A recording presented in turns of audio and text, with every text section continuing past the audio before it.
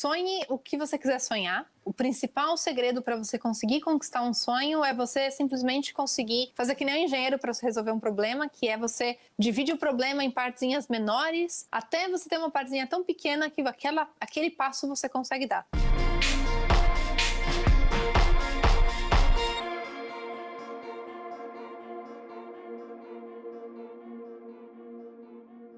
Sejam muito bem-vindos, sejam muito bem-vindas a mais um episódio da nossa série Iteanos que Inspiram. E hoje eu tenho aqui para falar com vocês uma iteana e é muito mais do que isso, né? Porque hoje ela ocupa uma posição de muito destaque no mundo. A gente vai falar hoje com uma mulher que está entre as 70 mulheres mais poderosas ou influentes, eu vou entender isso direito, do Oriente Médio, segundo a Forbes, que é uma revista conceituado e tal. Então eu queria apresentar para vocês hoje Cláudia Vergueiro Macei. Seja muito bem-vinda, Cláudia. Tudo bom com você? Tudo ótimo, Werneck. Tudo bem? Muito obrigada pelo convite. Eu que agradeço. Para nós é muito bom. A primeira coisa que eu queria te perguntar é o seguinte. Explica esse negócio aí das 70 mulheres mais influentes, mais poderosas. Como é que funciona esse negócio? É isso mesmo? O que é isso? Então, tem a lista da Forbes. A Forbes faz uma lista do mundo e eles também fazem uma lista por regiões. E aí, no caso, tem a lista do Oriente Médio. Na verdade, é uma lista de 100 mulheres. Também tem a lista de pessoas em geral, mas eles fazem uma também específica para mulheres. E basicamente o que eles pedem é para você faz um application, então você tem que escrever, responder um questionário com perguntas. E algumas das perguntas são o tamanho do negócio que você gerencia, algumas das conquistas recentes. E no meu caso eu tive um pouco de sorte que logo no meu primeiro ano a gente fechou o maior contrato da história da Siemens em Oman, que era coisa de 200 milhões de euros. E era, assim, um grande marco, né, na história da Siemens aqui no país. E, além disso, era para fazer as turbinas para uma termoelétrica com um contrato de serviço de 25 anos. E isso também é uma coisa bem rara. Normalmente, esses contratos, eles não tem nenhum contrato no mundo que seja mais longo do que 25 anos. Então, é um dos contratos mais longos do mundo. Tem alguns que são de 25 anos, mas normalmente esses contratos são mais, assim, entre 10 e 20 anos. E, no caso, o cliente daqui, ele optou pelo 25, então foi também uma característica mais especial, assim, e isso daí acho que ajudou bastante na classificação. E aí vamos ver, né, esse ano deve ter um questionário de novo, vamos ver o que acontece para o ano que vem. Entendi. Assim, 200 milhões de euros é um baita contrato até mesmo para as Siemens, né, é um contrato grande. E agora, você falou que você trabalha nas Siemens, explica para nós o que você faz. Aliás, explica para nós o que você faz e por que você escolheu esse caminho. Agora eu sou presidente da Siemens aqui em Oman. Eu entrei na Siemens há 7 anos, num programa do CEO Program. E CEO, no meu caso, eu sou uma CEO, mas eu sou uma Chief Executive Officer. E o nome do programa era para Chief Executive Opportunity, que é a oportunidade de você trabalhar diretamente com um dos presidentes de algum dos negócios ou de algum dos países. Esse programa foi um programa de rotação que eu fiz depois do meu MBA. E era para, basicamente, buscando pessoas, eles buscam 6 pessoas por ano. É um programa de 2 anos, com 3 rotações. Você escolhe o país, você escolhe a área de negócio, você escolhe a função que você quer fazer. Então eu fiz uma rotação, a minha primeira foi na Alemanha, começando na Alemanha, terminando em Portugal, na área de sistemas de ticket. Basicamente, eles tinham uma parte de software que fazia toda a parte de vendas de tickets, de controle de catraca, né, de metrô. E eles tinham um projeto já andando em Portugal e estavam querendo transformar isso em produto. Então, eu primeiro fiz a estratégia global, entendendo quais países fazia mais sentido entrar, quais eram os competidores que tinha em cada país. E aí, no final do projeto, né, da rotação, eu fui gerente de produto fazendo a primeira versão desse sistema. Então, basicamente você caracteriza, né, quais são as configurações que você tem que ter, quais são as funcionalidades que o produto tem que ter e vai fazendo, por exemplo, se você quer ter uma versão mais sofisticada, uma versão mais simples, que nem a gente tem, por exemplo, quando você quer comprar um aplicativo ou você vai comprar um programa de software, né? Você tem, por exemplo, antigamente quando você comprava o Office, você tinha as versões, você podia fazer o Office Professional, você podia fazer um Office mais padrão, e então era isso que eu fazia. Eu definia assim quais que são cada uma das funcionalidades para cada uma das versões desse sistema para controle de de transporte público. Em seguida, fui para a China fazer a parte de desenvolvimento de negócios, e meu projeto era basicamente melhorar transparência de mercado. Depois eu voltei para a Alemanha, trabalhei na parte de energia eólica, fiz um projetinho de entender se a gente podia fazer uma fábrica móvel de lâminas dessas turbinas eólicas, e depois fui para a parte de serviços na Dinamarca para fazer... A ideia original era fazer um e-commerce, né, tipo uma Amazon para partes para spare parts, então para partes de reposição. Só que aí acabei virando gerente de produto de novo para retrofits de partes maiores das turbinas. Então, por exemplo, a caixa de marchas e coisa e tal. Então, basicamente, por que eu escolhi a Siemens foi... Eu queria, na verdade, ficar mais próxima da engenharia. Quando eu me formei no ITA, eu fui para a consultoria estratégica, então me aproximando um pouco mais da área de negócios, que não era o que a gente tinha estudado, né? Mas eu fui para a consultoria estratégica porque eu queria ter uma carreira mais internacional e eu achei que fosse ser mais fácil na área de negócios do que na área de engenharia. Não é que eu não queria ter uma carreira internacional de mudar para um país e ficar lá, não, eu queria ter uma carreira literalmente internacional, de morar em vários países, de trabalhar em várias culturas diferentes. E aí, claramente, com negócios, o ciclo é muito mais rápido. Então, eu fui para a área de consultoria, mas em alguns projetos eu comecei a perceber que eu preferia fazer uma coisa assim que, digamos, que valorizasse o fato de eu ser engenheira, de eu saber a diferença entre peso e massa, por exemplo. E às vezes trabalhos de consultoria é muito assim, vamos entrevistar as pessoas, vamos ver como que a organização da empresa tem que mudar, como é que a gente faz...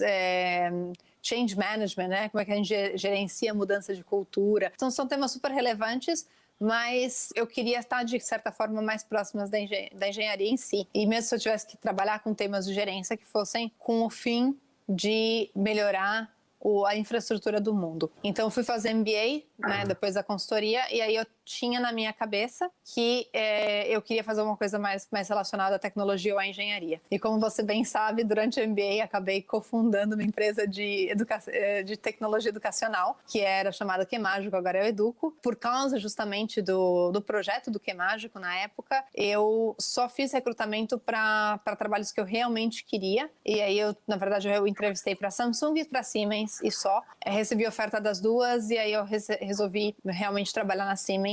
Mas eu fiz uma pequena pausa para voltar para o Brasil, cuidar do QMágico na época, engatilhar tudo e partir para a Alemanha só depois de um ano depois de formada no MBA. Então essa foi a história, assim. E aí, quando eu já estava fora do programa, né, de rotação, eu tinha um trabalho de gerente regional de vendas para sistemas de automação de metrô e tram, cobrindo Europa Ocidental, África e China. E aí, nessa época, eu recebi a proposta para entrevistar para a vaga de presidente daqui de Oman, e aí entrevistei, deu certo. E aí eu mudei para cá, faz 2 anos e meio que eu tô aqui. Espero que tenha respondido a pergunta. Respondeu maravilhosamente bem. Só para resumir, assim, entender, então hoje você é a principal executiva, o cargo mais alto da Siemens em Oman. Sim. Em Oman.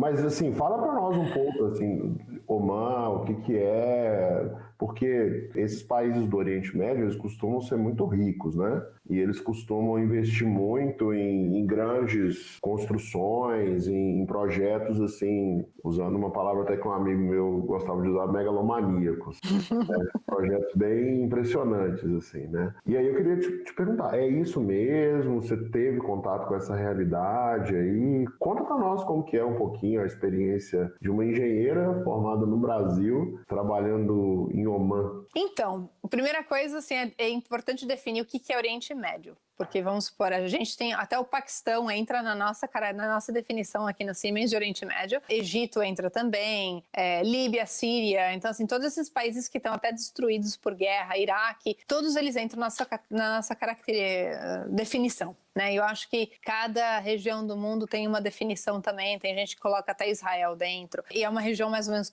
turbulenta, politicamente falando, né?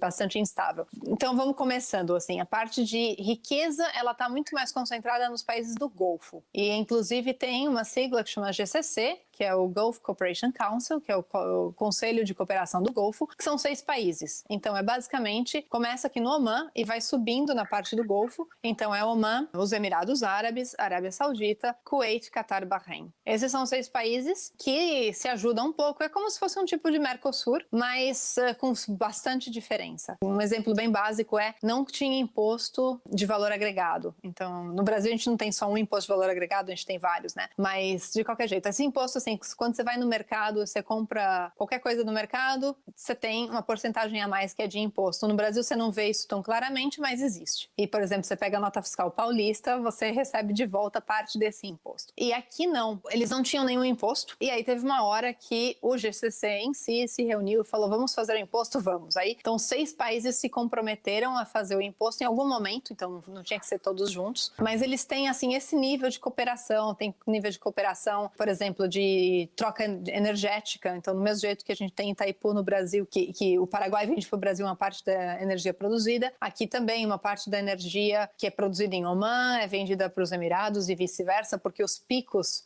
engraçadamente, assim, é um país bem pequeno, Omã deve ser do tamanho da Bahia, assim, e os Emirados deve ser do tamanho de Sergipe, mas ainda assim as temperaturas oscilam. Então a época mais quente em Omã é agosto e nos Emirados é julho, ou vice-versa. Então, como a maior parte do consumo energético aqui é para fazer refrigeração, né, então é de ar-condicionado, então tem uma época, né, no mês em que o calor está mais intenso em um país, o outro supre com energia e vice-versa. Então eles têm vários acordos de cooperação e esses são os países mais ricos, digamos assim, só que ricos mesmo é principalmente os Emirados, e dentro dos Emirados, eles são 7 Emirados, que é uma coisa estilo uns Estados Unidos da vida, cada Emirado tem o seu governante e tudo mais, então eles são um pouquinho independentes assim. Então dentre os Emirados, o mais rico mesmo é Abu Dhabi. E aí depois vem o Qatar, que também tem uma riqueza considerável, depois vem o Kuwait, depois vem a Arábia Saudita e depois vem Omã. Omã, assim, é o irmão mais novo, bem menorzinho. E mesmo a Arábia Saudita tem muito dinheiro, mas eles também eles são um país bastante grande, eles têm uma população grande. Então, quando você tá na Arábia Saudita, não é muito diferente do Brasil. Assim, você vê ruas que são esburacadas, você vê carros que são mais ou menos antigos, ou que estão mais ou menos, assim, claramente precisariam ir para o concerto, sabe? Então, não é, assim, uma coisa só tudo super brilhante, super polido. Os Emirados são muito mais assim. E Omã é uma coisa mais parecida com a Arábia Saudita. Então, assim, aqui na capital, em Mascate, as coisas são bonitas e basicamente é tudo bem organizadinho. Mas a hora que você vai um pouco mais pro interior, que são realmente vilarejos que tem no meio do deserto, no meio das montanhas, aí assim, a infraestrutura é bem mais precária. Entendi. Ô Cláudia, deixa eu te falar. Eu queria que você contasse para nós como que foi a sua vida dentro do ITA. Desde o dia que você entrou no ITA até o dia que você saiu, tudo que você fez e o que mais te marcou lá dentro. Então, durante o ITA, a primeira coisa eu fui pro ITA, eu não sabia exatamente se eu queria ITA ou não. Então eu passei no ITA, minha segunda opção seria ir para a USP para explorar vários tipos de possibilidades de carreira. Então eu queria talvez fazer psicologia, talvez jornalismo, talvez arquitetura, talvez relações internacionais, talvez direito, talvez turismo. Eu tinha tantas vontades. Assim, a engenharia tinha esse lado assim de eu era boa em matemática, eu era boa em física e tinha o grande apelo do ITA de poder morar fora de casa e tinha todo esse glamour que eu acho que o ITA tem até hoje, né? Essa coisa de você vai para a melhor escola de engenharia do país, claro que tem o IME também, mas se você não quiser você está na carreira militar obrigatoriamente, acho que o ITA é um nome assim que não tem como concorrer. Então eu passei no vestibular e eu decidi que eu ia para o ITA começar o CPOR, né, que começa no comecinho de janeiro, e até ia decidir durante as primeiras semanas ia decidir o que eu fazia. Se eu deixava o ITA e ia para a USP, que eu tinha passado na FUVEST também, ou se eu continuava no ITA. Então, cheguei no ITA, começamos o CPOR, e para mim, assim, foi uma experiência super divertida. Assim, claro que era difícil, tinha os trotes de madrugada, mas eu sempre fui meio moleca, assim, eu sempre gostei, por exemplo, de jogar futebol na rua, sempre curti, assim, fazer coisas, assim, mais de atividades físicas. Então, eu achava, assim, interessante, eu achava, assim, também super exótico, de certa forma, por ser mulher, eu estar fazendo um treinamento militar. E eu adorava, claro, a história de estar no alojamento, de conhecer gente de todas as partes do Brasil. Então, isso foi uma que me cativou no começo. E aí, resolvi ficar, as aulas começaram. Eu tinha essa coisa, assim, eu sempre fui muito curiosa, então eu queria fazer alguma coisa que fosse além do curso, né? Então, tinham várias atividades extracurriculares e uma delas era participar de um cursinho para a população mais vulnerável. Então, menos privilegiada e tudo mais, que chamava Casa de Veste. Então, assim, a minha ideia no começo foi, eu quero tentar fazer todas as possibilidades. Tinha uma empresa júnior que fazia projetinhos de engenharia baixo custo para empresas maiores. Tinha a ESEC, que era basicamente uma organização que queria atingir a paz mundial pelo meio de trocas de intercâmbios e coisa e tal. Então, eu tinha, assim, eu olhei todas as atividades e falei, nossa, eu quero participar de todas, uma por ano. E aí eu comecei entrando na ideia de ser professora de química nesse cursinho. E adorei a ideia de dar aula.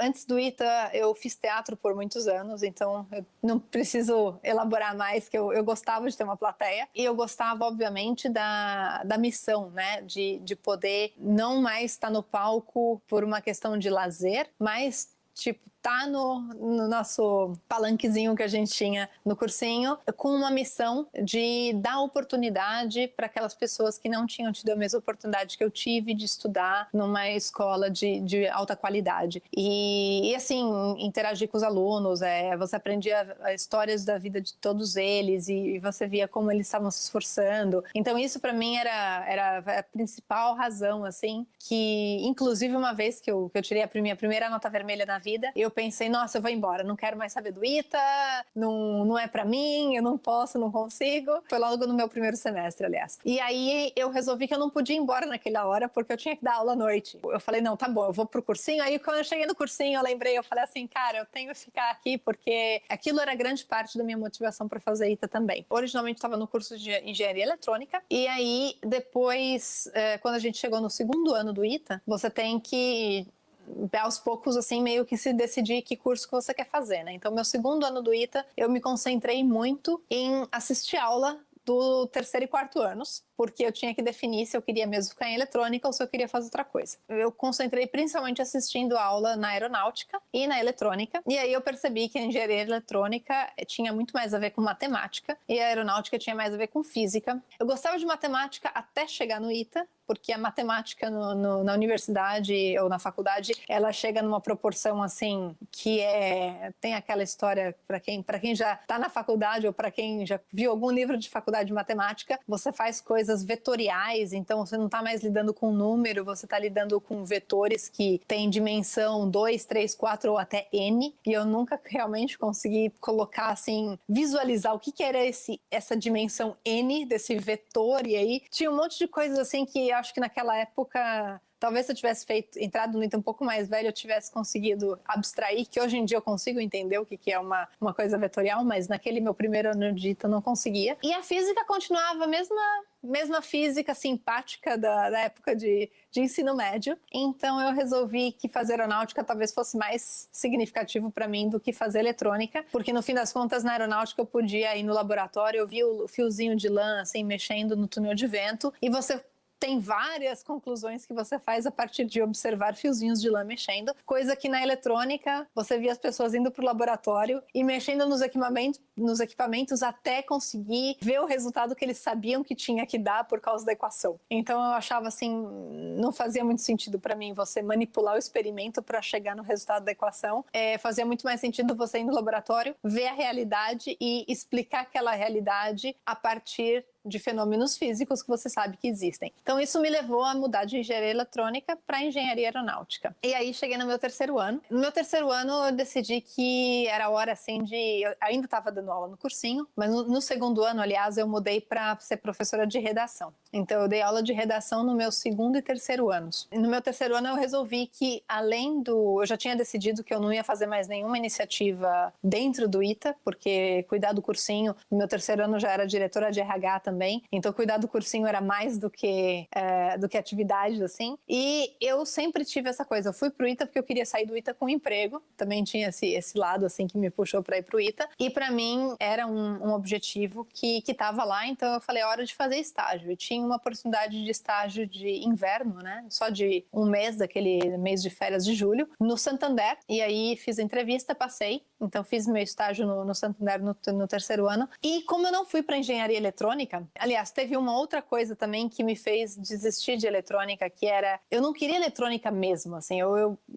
marquei eletrônica no vestibular, mas o que eu realmente queria era mecatrônica, eu queria trabalhar com robô, só que não tinha mecatrônica no ITA, assim como não tem até hoje, então eu acabei marcando eletrônica e tudo mais, e aí nessa época, quando eu mudei para aeronáutica, eu falei, não, mas olha, meu sonho de fazer alguma coisa com robô ainda existe, então eu fui na eletrônica, achei um professor e pedi para fazer uma iniciação científica na área de robôs com ele. E aí, então, fiz no meu finalzinho de terceiro ano, começo de quarto ano, eu tive bolsa da FAPESP, fiz uma pesquisa com filtro de Kalman, que era basicamente entender o posicionamento de um robô que tinha um sensor a laser e tinha sensores nas rodas. Então, o sensor a laser media a distância das paredes, fazia uma triangulação e tentava determinar onde estava o robô. E isso aí comparava o resultado com o sensor das rodas, que via quantas rodas tinham mexido. Então você tinha os dois resultados e você intermediava os dois para estimar com a melhor precisão possível onde realmente estava o robô. Porque às vezes você tem falha do sensor a laser, às vezes você tem falha do sensor da roda, então você pega o resultado dos dois para ver a melhor estimação possível e você passa esses resultados por um mecanismo chamado filtro de Kalman, que nada mais é do que programação. Então você pega os dados do sensor, coloca no seu modelo, gera o programinha de MATLAB e tem a estimação, e aí você tem um resultado que é um gráfico com a trajetória que o robô fez. Pronto, fiquei feliz que fiz meu trabalho de robô. Eu fui pro meu quarto ano de ITA, que era o ano mais pesado. No meu quarto ano de ITA, eu virei professora de literatura, no caso de VEST, que era, na verdade, o meu alvo inicial, o meu objetivo inicial quando eu entrei no cursinho, eu queria dar aula de literatura, só que, como tudo na vida, quando já tem alguém naquela posição, você espera até a posição ficar vaga. E aí só ficou vaga na época que eu já estava no meu quarto ano. E aí eu estava na aeronáutica e resolvi também fazer um estágio na Johnson. Teve um processo de seletivo, eu acabei conseguindo uma vaga. Então eu fiz o estágio durante o meu quarto ano inteiro na Johnson, na área de planejamento operacional. Então basicamente era uma área que lidava com todas as fábricas, né? As fábricas da Johnson são em São José dos Campos. Lidava com todas as fábricas, você entendia qual que era a potencial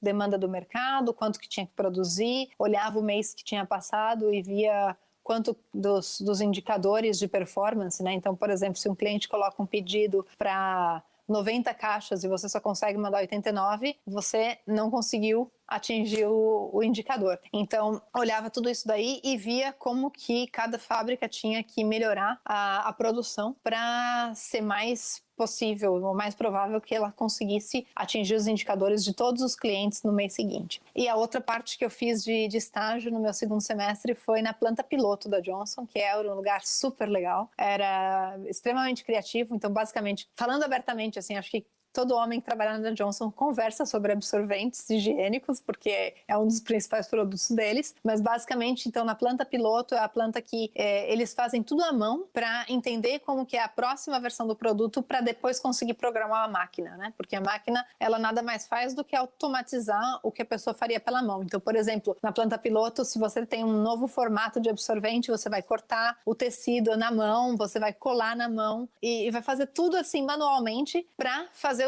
as primeiras unidades e fazer os testes, né? Então, por exemplo, você fala, você tem um band-aid que isola da água. Então, primeiro você faz esse band-aid na mão, manual, e aí você dá para tantas pessoas testarem, elas dizem se funcionou mesmo, e aí você descobre como é que você faz, então, a máquina produzir aquilo que tinha sido produzido manualmente. E isso, de novo, com todas as fábricas. Assim, um projeto que eu trabalhei era um projeto que eles queriam fazer uma caixa nova de Band-Aid, e então era como é que você faz a caixa para ter menos...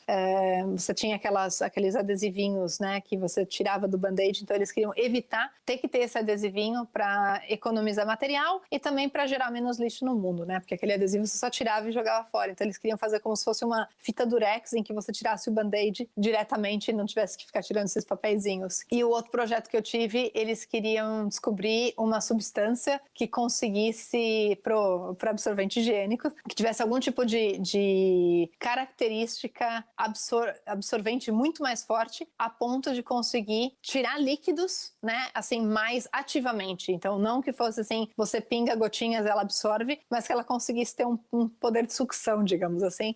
Isso a gente nunca conseguiu achar, mas é interessante porque realmente é uma parte de pesquisa, trabalha muito perto da pesquisa e desenvolvimento. Meu 5º ano de ITA, eu consegui ir para a França fazer o meu trabalho de graduação. Um professor do ITA me ajudou na época, porque não era uma coisa muito normal. A gente não tinha nenhum acordo de duplo diploma como existe hoje em dia. E eu consegui uma vaga para ir fazer pesquisa aerodinâmica na Escola Nacional de Aeronáutica e Espaço em Toulouse, que também chamada Supaerro. Fui para lá fazer pesquisa em aerodinâmica e estudei qual que é a influência do ângulo traseiro do carro na esteira aerodinâmica que ele produz. Então, se você tem um carro que é, sei lá, um coupé comparado com um sedã, comparado com um ângulo reto, assim, que é dessas mini picapes, tipo uma Fiorino da vida. E aí você vê qual que causa mais arrasto e como é que você qual teria que ser o ângulo ideal para minimizar esse arrasto.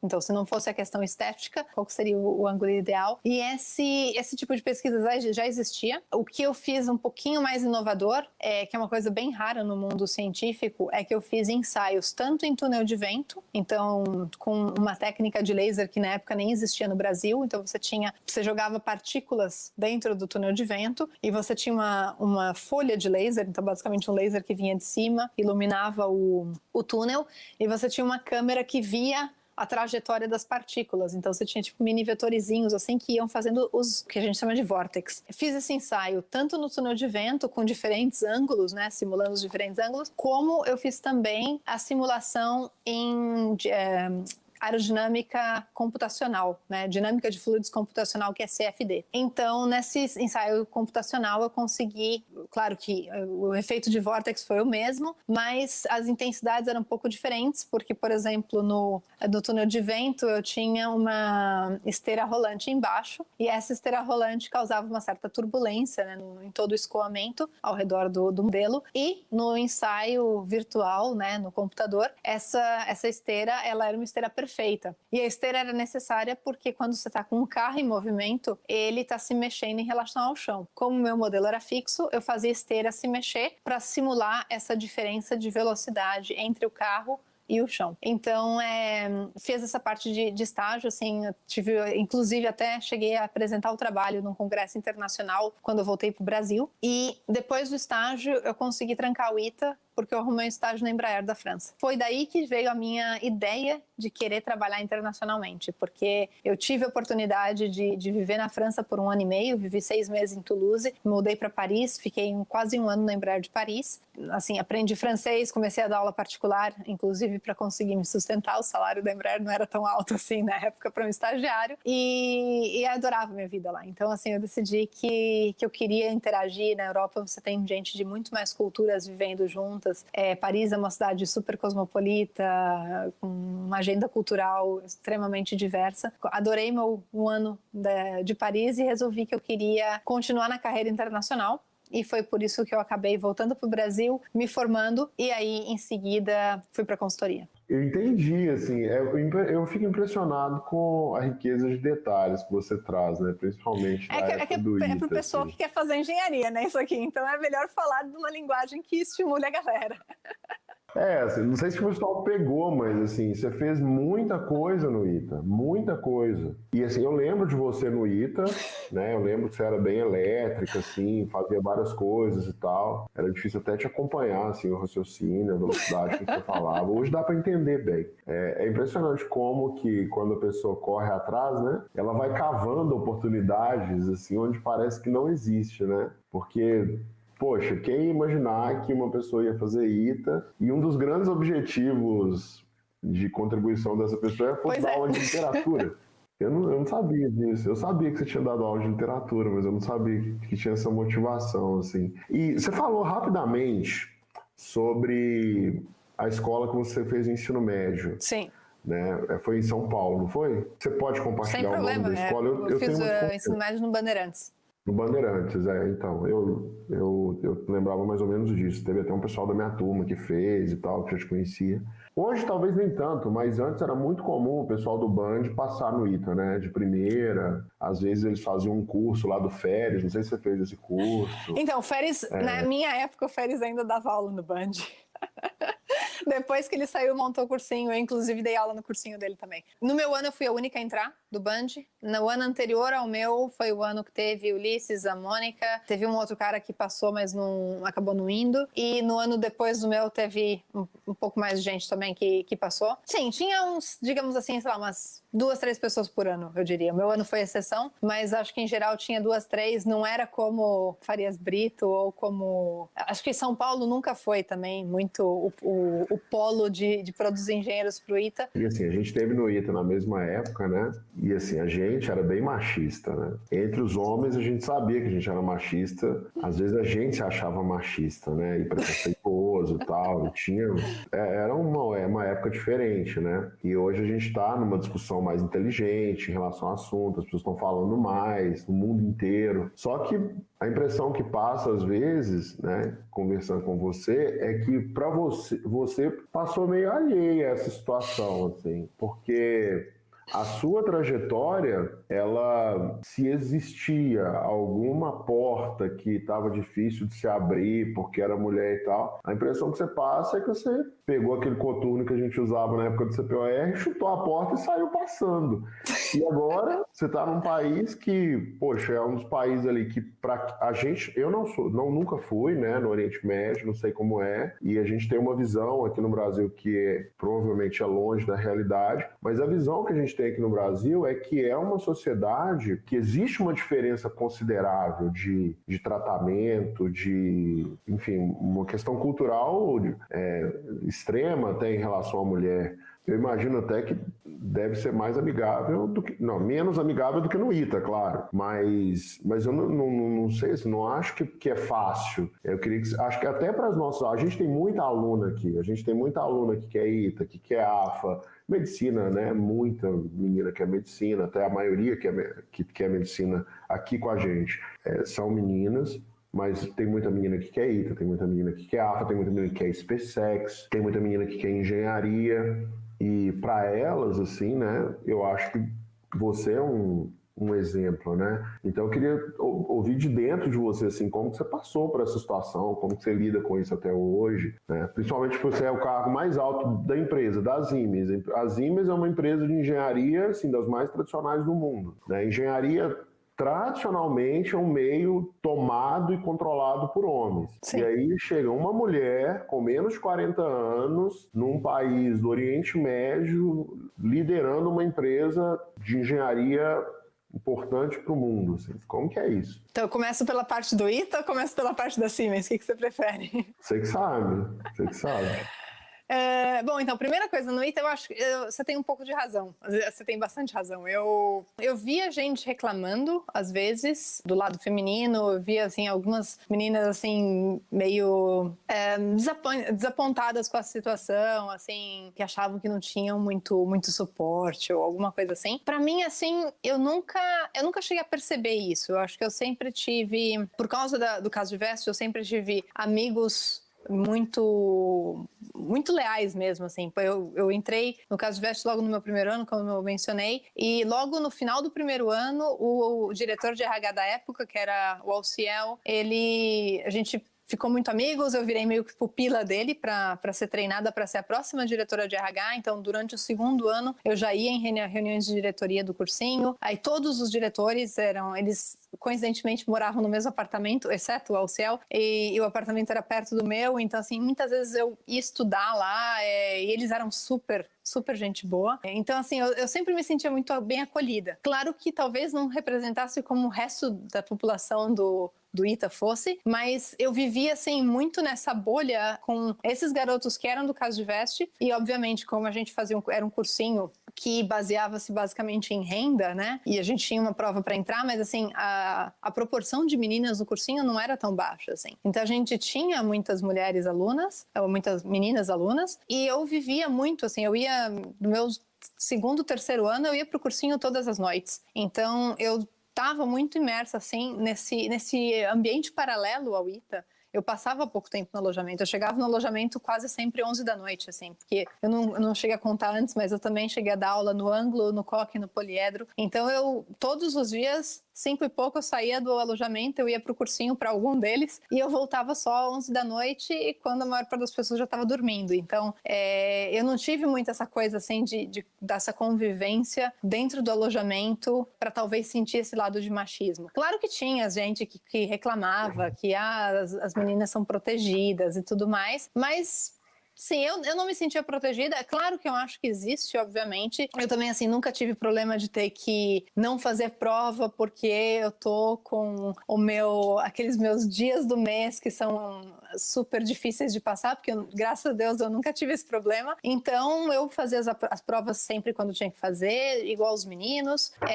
Então acho que também, assim, nunca teve ninguém, digamos, fazendo, assim, apontando o dedo e falando, ela tem mais privilégio. Claro que eu acho que a gente, por ser mulher, tem os momentos em que você, talvez, se você for pedir para um professor te explicar de novo alguma matéria que você não entendeu, a resolução de exercício que você não entendeu, talvez por a gente ser mulher, o professor vai acabar sendo mais paciente, porque isso é uma questão até humana, assim, eu acho que isso acontece em várias facetas da vida, mesmo hoje, por exemplo, se eu ligo para um cliente pedir com um jeitinho e falar assim, olha, não aplica a penalidade do contrato porque tá complicado de entrar e não sei o quê, eu acho que talvez a chance de eu conseguir que ele fale ok é muito maior do que se fosse um homem pedindo, mas é pelo jeito também, entendeu? Porque a gente tem um jeito mais feminino de tratar as coisas, a gente às vezes espera o momento mais adequado, a gente às vezes agradece mais, então eu acho que tem toda essa coisa assim como você fala em inglês, né, caring, né, a gente cuida, a gente tem essa coisa assim de cuidado, de ser mais atenciosa, e eu acho que isso é simplesmente a gente recebe o efeito de volta, né? Talvez às vezes com um tratamento um pouco mais privilegiado. E é assim que eu encaro a vida, e podem falar que a mulher tá levando com vantagem indevida, mas eu acho que não, porque eu sei tratar as pessoas melhor do que muito homem sabe. E eu ponho um ponto final aí. Então, assim, podem continuar falando, eu vou continuar levando minha vida do jeito que eu levo. E eu acho que isso ajuda muito, porque quando você começa a querer focar no fulano falou isso, fulano foi rude, fulano tá sendo injusto, você acaba gastando tanta energia que você podia estar canalizando para outra coisa. Então, é meio que essa minha filosofia de vida. Agora, se a gente fizer um fast forward, né, e chegar assim na vida no Oriente Médio, é a mesma coisa, assim, claro que a gente tem várias culturas aqui, não é só os árabes que vivem aqui, a principal população de expatriados é indiana, a segunda principal é de paquistaneses, depois vem os bangladeshis. Então, assim, o país tem 2 milhões de expatriados, mais de 1 milhão é entre indianos, paquistaneses Bangladeshis. Então, acho que essa chega até a 1,4 milhão, se eu não me engano. Então, assim, e são culturas também que não são muito fáceis para a mulher, entendeu? A minha resolução aqui eu tenho mais de 200 clientes. Desses 200 clientes, obviamente que eu não tenho tempo de falar com todos. A primeira coisa que aqui como em vários outros países, né, todas as linhas telefônicas são monitoradas, então a maior parte das reuniões acaba acontecendo face a face, né? Agora, na época da pandemia é uma exceção, mas a maioria das vezes, assim, se eu quero conversar com o cliente, eu não ligo para o cliente, eu tenho que ir até o cliente. Então, obviamente, eu não tenho tempo de ficar conversando com os 250. Não tenho tempo nem de conversar com 50, para ser honesta. Então, eu acabo focando meus esforços naqueles que são muito mais cordiais. E isso acaba, na verdade, e achar esses que são um pouco mais cordiais não é tão difícil por causa de uma própria característica da cultura árabe. Então, assim, aqui, um homem árabe não é bem visto na sociedade se ele for tomar um café com uma amiga. Então, assim, os homens geralmente saem com homens, as mulheres saem com mulheres, ou então os homens saem com as esposas e as mulheres saem com os esposos. É isso que funciona. Exceto no contexto de negócios. Então, se um homem sair para tomar café comigo, ele não está saindo para tomar café com uma amiga, ele está saindo para um café de negócios. E acho que é uma natureza humana que é legal você sair com pessoas do mesmo sexo, mas também é legal você ter amigos do sexo oposto. Isso não tem nada de errado, entretanto, em sociedades muito tradicionais, em que você tem esse problema de não ser bem visto, e você poder sair com uma pessoa do sexo oposto, no caso um homem poder sair com uma mulher para tomar um café, para falar de negócios, o fato disso ser aceitável me dá grandes vantagens, porque quase sempre, mesmo quando eu não conheço alguém e eu peço para uma pessoa nos apresentar e eu falo assim, tá, vamos sair para conversar, a gente faz um almoço ou um café, eu nunca recebi um não. E, aliás, eu nunca recebi um não em vários outros pedidos, assim. Isso é uma outra coisa que faz muita parte da hospitalidade árabe ou da cordialidade árabe, de tratar as mulheres. Eles não acham que as mulheres sejam inferiores, eles acham que as mulheres têm que ser bem tratadas, assim. Teve uma vez que um egípcio me explicou que eles veem a mulher como se fosse um diamante, entendeu? Então, você tem que cuidar dela do mesmo jeito que você cuidaria da joia mais preciosa que você tem. Então, não é que eles necessariamente acham que a gente seja inferior, é que eles acham que a gente precisa de mais cuidados. E dessa mesma filosofia, é quase impossível se você, enquanto mulher, pedir alguma coisa para um homem, assim, por exemplo, estende o prazo para eu entregar uma oferta ou alguma coisa assim, é muito difícil dele responder com não. Na maioria das vezes, pode até ser que ele fale, eu vou ver, e ele vai falar o não pro meu engenheiro, mas vir para mim e falar o não na minha cara, isso até hoje não aconteceu. E eu acabo aproveitando esses fatos, entendeu? Então, eu acho que tudo tem um lado mais, digamos, mais simpático e um lado mais antipático, e eu acabo tentando focar nas vantagens de cada situação. Eu fiquei com uma curiosidade aqui, você falou de café, restaurante, como que é a comida aí? É comida libanesa. Assim, você pode, se eu tiver aqui fazer uma cozinha que o brasileiro conhece bem, que é a cozinha libanesa, não é muito diferente. A única coisa é que, assim, em Oman, especificamente, o prato principal é uma coisa que também acho que tem no Brasil, eles fazem um cordeiro, assim, que eles cozinham num buraco na terra. Então, assim, acho que até no Ita mesmo a gente fazia esses churrascos, né, de cava um buraco na terra, faz o fogo ali e deixa cozinhando por um tempo, assim, com papel alumínio em volta. E aí aqui eles têm esse prato que chama chua, que é um cordeiro feito desse jeito. Mas se não, o resto é aquele tipo arroz com algum tipo assim de especiaria, ou então tem quibe, ou então hummus, todos aqueles tipos de cremes, né? Então tem baba ganoush, que é o que é feito com berinjela, tem o hummus que é feito com grão de bico. Essa que é assim que é a comida aqui. Entendi. Eu nunca fui, não. Eu queria ir para a Copa do Mundo. Vai ter uma Copa do Mundo aí perto, né? Ano que vem no Catar, né? Quer dizer, daqui 2 anos no Catar, se a pandemia deixar. Mas até lá acho que já acabou essa confusão. Inshallah. Deixa eu te perguntar uma coisa. Foi difícil para você passar no ITA, assim? Você considera que foi difícil? O que você teve que... Porque, a gente, quando a gente estuda direitinho numa escola boa, o Bandeirantes é uma escola muito boa.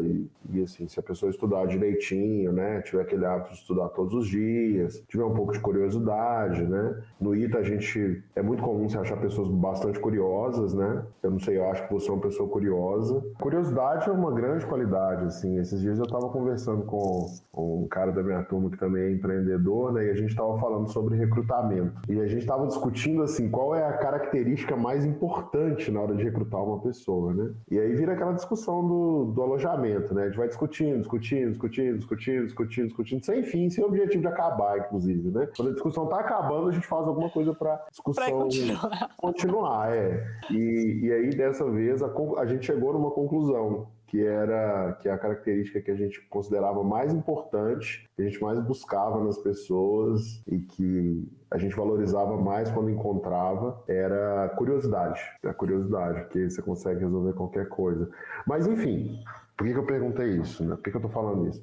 Porque eu queria saber, assim, como é que foi para você passar no ITA? Foi um negócio difícil? Foi tranquilo? Foi natural? Foi sofrido? Então, não foi tão sofrido, para ser bem sincera. Desde o meu primeiro ano de ensino médio, eu fazia Olimpíada de Matemática. Então, isso me ajudou bastante na questão, assim, de... Não só a questão de estar basicamente bem acostumada a questões mais difíceis, mas também tem a questão de pressão de tempo e também tem a questão de sempre estar revisando, né, o conteúdo. Então, assim, quando eu cheguei no meu terceiro ano do ensino médio, eu não precisei ir lá lembrar o que tinha no meu primeiro ano, porque eu lembrava porque em questão de Olimpíada você está toda hora usando os conceitos de todos os anos. Então isso me ajudou muito. Eu fazia também a Olimpíada de Física.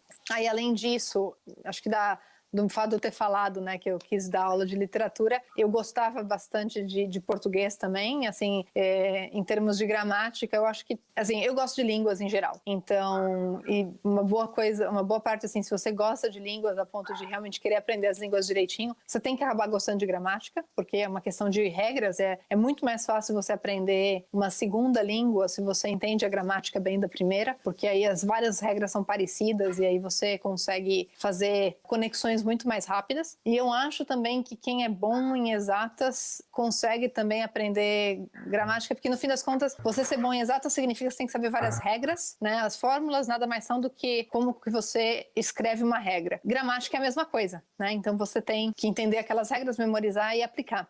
Não tinha problema com português e inglês. E aí o meu único problema era química, né? Então, assim, química foi uma matéria que eu estudei a mais no terceiro ano. Eu tirei, não sei se foi 41 ou se foi 42, mas foi assim, praticamente na nota de corte em química. Eu ainda acho, até hoje, eu acho que eu tirei menos de 40 e eles arredondaram, assim, pra me dar uma empurradinha ali pra cima, porque eu nem sei como é que eu conseguiria ter tirado 41, porque eu achei que eu fui muito mal naquela prova. E daí, no meu primeiro ano, eu também sofri em química. Quando eu contei a história, né, que eu tirei minha primeira nota vermelha na vida, foi a nota de química, foi a primeira nota da prova de química do ITA. Então, esse que era o meu, basicamente assim, a única matéria realmente que eu tive que me esforçar um pouco mais foi química durante o terceiro ano, pro ITA. Química era um negócio difícil, acho que pra todo mundo. Acho que todo mundo tinha dificuldade em química, assim, né? E engraçado é que depois a gente dava aula particular de química. Meu primeiro ano, no caso de Veste, eu dei aula de química. Mas essa era a parte mais engraçada, né? Teve uma vez que eu tinha uma prova de matemática. Acho que era numa quarta ou quinta-feira, sei lá. Vamos supor que fosse na quinta-feira a prova de matemática. E na quarta-feira à noite eu dava aula. Então, quarta-feira à tarde,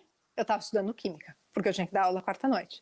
Aí eu chegava do cursinho às 11 da noite e começava a estudar matemática para a prova do dia seguinte. E dava certo? Dava, né? Porque a Olimpíada de Matemática é mais fácil, né? Assim, quem tá na Olimpíada de Matemática tem mais facilidade, né? Eu também falei disso no começo. Eu falei que matemática no ITA é bem diferente da matemática do colégio, que tinha aquela história lá dos vetores em N dimensões que eu nunca entendi direito. Eu também sofri em matemática no ITA, e na verdade essa foi uma das razões que eu expliquei que eu resolvi fazer aeronáutica e não eletrônica, porque era uma coisa muito mais abstrata, mas ainda assim, dava certo, porque eu acho que eu sempre tive um conceito no ITA que pra mim, assim, eu acho que eu daria esse conselho para qualquer pessoa, não só no ITA, mas principalmente para aquelas que estão no ITA agora, assim, o segredo para você não ter nenhuma segunda época ou nenhum momento assim de muito estresse em termos de performance no ITA é sempre tentar estar no primeiro terço. Então sempre entenda o que pega. Olha assim, é todo mundo que está fazendo alguma coisa, está estudando, etc e tal. Você tenta sempre estar no mesmo nível que o primeiro terço da turma tá. Porque mesmo se você der uma escorregadinha, você nunca vai cair para parte do terço inferior, e o terço inferior é realmente as pessoas que vão ter problema ou em uma matéria ou em outra. Então a minha regra era a regra de ficar no primeiro terço, então dava certo. Eu nunca fui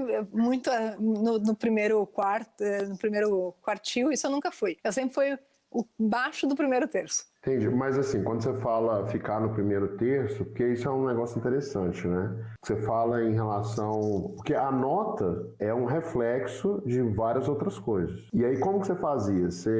Para estar no primeiro terço, você modelava o comportamento e os hábitos das pessoas que estavam no primeiro terço? Então, depende do ano. Então, assim, o que eu fazia? Mas, basicamente, eu acho, assim, uma coisa que é muito legal no ITA é que não tem ou pelo menos na época, né? Não sei hoje em dia, né? 20 anos depois é difícil afirmar qualquer coisa. Mas na nossa época, pelo menos, a gente não tinha esse senso de competição, de puxar o tapete um do outro. Todo mundo estudava junto, todo mundo era muito transparente em o que sabia e o que não sabia. E você via claramente, assim, que tinha gente que estava estudando e falava assim, sei lá, a gente estudava com provas antigas, né? Então, assim, tinha gente que claramente estava resolvendo uma prova antiga, olhava uma questão, achava muito cabeluda, assim, muito difícil e falava, né, isso aqui eu não vou aprender, não vale a pena. Então, era por aí que eu conseguia saber, né? Minha pesquisa de mercado me dizia o que cada um sabe, mais ou menos. E as nossas turmas também são super pequenas, então não é muito difícil você saber o que... Você não precisa perguntar para cada uma das 20 pessoas da turma, mas se você olhar pelo menos uma amostra assim, de umas 12 pessoas, o que elas estão estudando, dá para você ver quem que está estudando o quê. E vinha daí um pouco as minhas deduções. E eu tive também a sorte de ter um super amigo desde o meu primeiro ano, né, o Eduardo Samuel, que ele estudava, né, então vamos supor, deu o exemplo, né, que eu estava estudando química para ir dar aula, e aí eu chegava do cursinho às 11 da noite e estudava matemática, só que eu passava primeiro no quarto dele, ele já estava dormindo, obviamente, porque ele dormia assim 10 da noite, para estar bem preparado no dia seguinte. Eu passava no quarto dele, pegava o material que ele já tinha separado direitinho, que é uma boa parte do tempo de estudo da maior parte do pessoal do ITA na época, porque a gente não tinha nada digitalizado, era tudo no papel, né, as provas antigas e tudo mais. Boa parte do trabalho às vezes era você olhar sua pilha de papéis e achar que prova, de que bimestre, de que matéria que era. E isso eu não tinha que fazer. Eu passava no quarto dele, pegava a pilhazinha já selecionada que ele tinha feito e ia estudar. Então, assim, já estava ali tudo preparado. Era só sentar e aprender. Aí até 2 da manhã eu estava pronta, né? Aí ia dormir, pronto.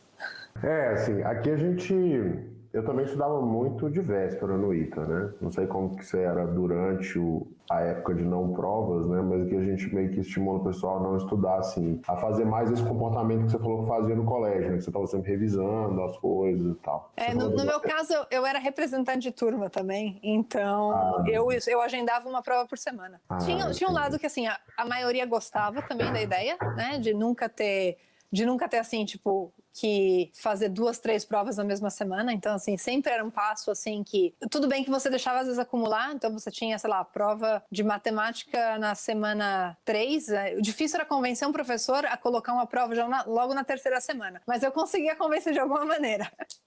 E aí, então, assim, tinha prova de matemática na semana 3. Então, obviamente, que acumulava um pouco de física. E, sei lá, tinha prova de física na semana 4. Daí, acumular um pouco da matemática. Mas, pelo menos, todo mundo tinha pelo menos uma semana com um foco apenas para estudar. Isso ajudava. E para mim também era super essencial, porque com o tanto de outras coisas que eu fazia, para mim acho que ia ser quase impossível ir bem nas provas se eu tivesse que fazer 2 provas na mesma semana. Então isso eu deixava assim, só na 8ª semana, né, que a gente tem o nosso termo em 8 semanas. Na 8ª semana, às vezes a gente tinha 2 provas, mas nunca mais do que 2 provas na mesma semana. Ô Cláudia, infelizmente a gente tá meio que chegando no final. Depois a gente vê se marca outra e tal, menos... Uma conversa mais de H8, assim. Claro. Tá muito séria essa conversa. Deixa eu te perguntar, assim, até pra gente despedir do pessoal, eu queria te pedir pra deixar uma mensagem pro pessoal que quer prestar o ITA, tá? Mas, assim, como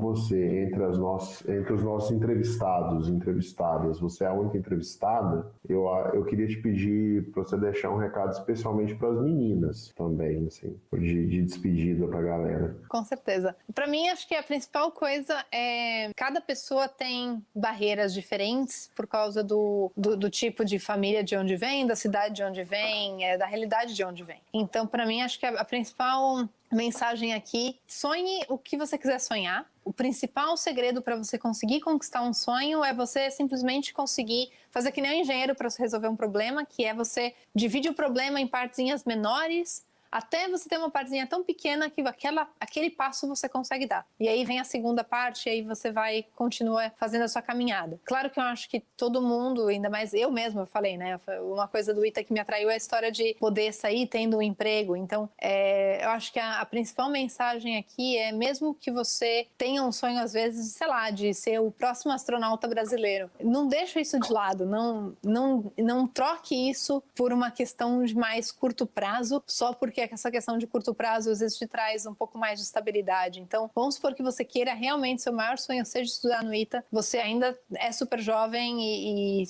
dá para você esperar mais um ano para você fazer um vestibular de novo. Eu conheço tantas pessoas que entraram no ITA depois de 3, 4 anos tentando, até 5 anos tentando. Se esse é o sonho, vá atrás dele. Não deixe o sonho muito grande te intimidar. Corte o sonho muito grande em sonhozinhos menores. Faz um plano para cada sonhozinho menor e é desse jeito que você vai conseguir conquistar. E tem uma frase assim que eu vi outro dia que é não se intimide se você tiver um objetivo que vai levar muito tempo para ser atingido, porque o tempo vai passar de qualquer maneira. Então, melhor você estar usando o tempo para trabalhar nesse seu objetivo, e mesmo que leve anos assim, às vezes tem até vantagens você começar uma faculdade um pouco mais tarde, e mesmo quando você estiver na faculdade, às vezes você decide, por exemplo, eu tranquei para fazer uma parte do meu trabalho de graduação fora, foi uma das melhores experiências que eu tive na vida, e tinha gente que poderia ter tido essa experiência, mas preferiu terminar a faculdade no tempo certo para